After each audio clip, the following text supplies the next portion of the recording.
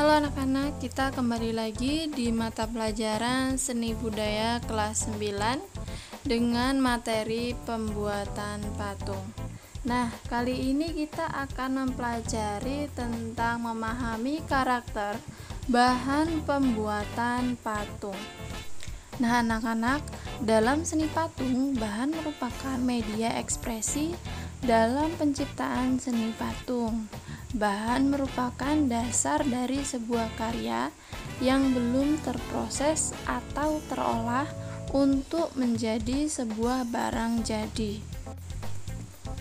Bahan adalah material yang diolah atau diubah sehingga menjadi barang yang kemudian disebut karya seni. Nah, di sini kalian akan mengetahui bahan-bahan pembuatan patung. Yang pertama adalah kayu. Yang kedua ada logam. Yang ketiga ada batu. Yang keempat ada tanah liat. Yang kelima ada fiber. Yang keenam ada gipsum. Nah, selanjutnya kita akan mengenal tentang aspek pemilihan karakteristik bahan.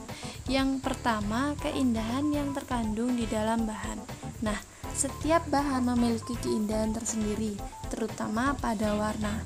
Warna asli yang ada dalam bahan banyak mempengaruhi keindahan hasil karya seni. Nah, yang kedua adalah tekstur atau kesan permukaan bahan. Tekstur itu sendiri dapat ditentukan oleh warna. Deretan warna pergelombangan dapat memberi kesan permukaan yang tidak rata, sedangkan warna dalam persimpangan pembuatan patung adalah hal yang harus dipahami oleh calon pematung, yakni pengetahuan akan bahan. Gitu anak-anak. Nah, sekarang kita akan belajar memahami karakter bahan. Yang pertama adalah bahan lunak. Bahan lunak adalah bahan yang empuk dan mudah dibentuk. Contohnya tanah liat, lilin, plastisin, dan sabun. Bahan tanah liat mudah didapat, namun tidak sembarang tanah liat baik mutunya untuk membuat patung. Tanah liat yang baik untuk mematung harus memenuhi persyaratan, antara lain bersih dari kerikil atau batu, bersih dari rumput, dari akar, dan benda-benda lainnya. Jadi tanah liat harus benar-benar lembut, bersih, tidak ada kotorannya ya. Nah, untuk bahan plastisin dapat dibeli di toko.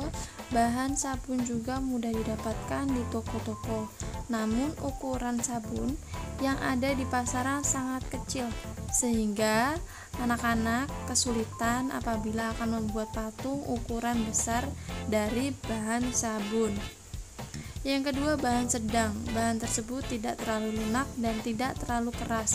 Contohnya seperti kayu. Yang ketiga, bahan keras. Bahan keras terdiri dari kayu dan batu. Untuk bahan dari kayu sifatnya keras, contohnya seperti kayu jati. Sedangkan bahan dari batu, contohnya batu padas, batu granit, batu kualan, dan batu andesit. Selanjutnya, bahan cor. Bahan cor yang dipakai adalah semen, pasir, gipsum, logam, perak, dan fiber. Nah, selanjutnya ada bahan limbah, barang bekas, dan daur ulang. Contohnya koran bekas, terus ada jerami, ada potongan-potongan besi, kemudian potongan-potongan kayu. Begitu anak-anak. Pertanyaan ibu yang pertama adalah, bahan keras apakah yang dapat dibuat menjadi patung? Silahkan kalian jawab di kolom komentar seperti biasa. Ini adalah penilaian ibu. Nah, sekarang kita harus mengenal alat dan teknik pembuatan patung.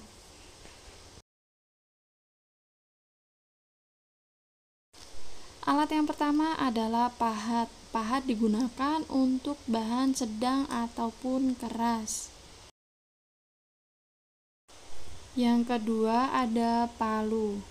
Palu gunanya untuk memukul pahat. Yang ketiga ada busir, semacam pisau atau alat sudip untuk mengukir bahan lunak.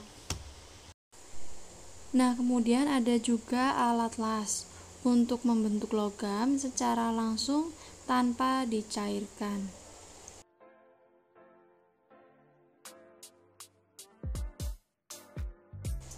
Nah, alat selanjutnya ada meja putar, berupa meja bundar yang dapat diputar ke seluruh arah.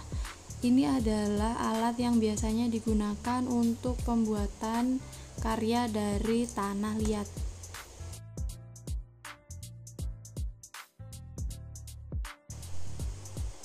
Nah, selanjutnya kita mengenal teknik pembuatan patung. Yang pertama adalah teknik pahat, yang kedua adalah teknik membentuk, yang ketiga teknik las, yang keempat ada teknik cor, dan yang kelima adalah teknik cetak. Begitu anak-anak, silakan kalian simak beberapa teknik untuk pembuatan patung.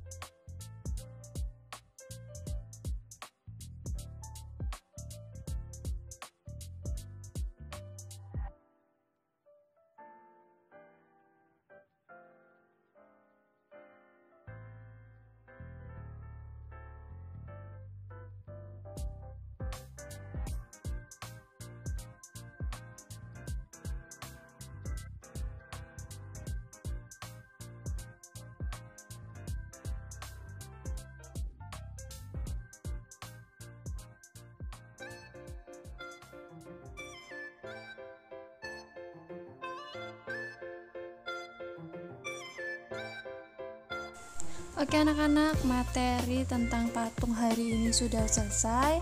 Silahkan kalian jawab satu pertanyaan ibu di kolom komentar ini supaya ibu bisa memberikan nilai kepada kalian, dan ibu hari ini tidak memberikan tugas untuk kalian semua. Oke, semangat untuk belajar hari ini dan hari selanjutnya. Jangan kemana-mana, Tuhan memberkati. See you.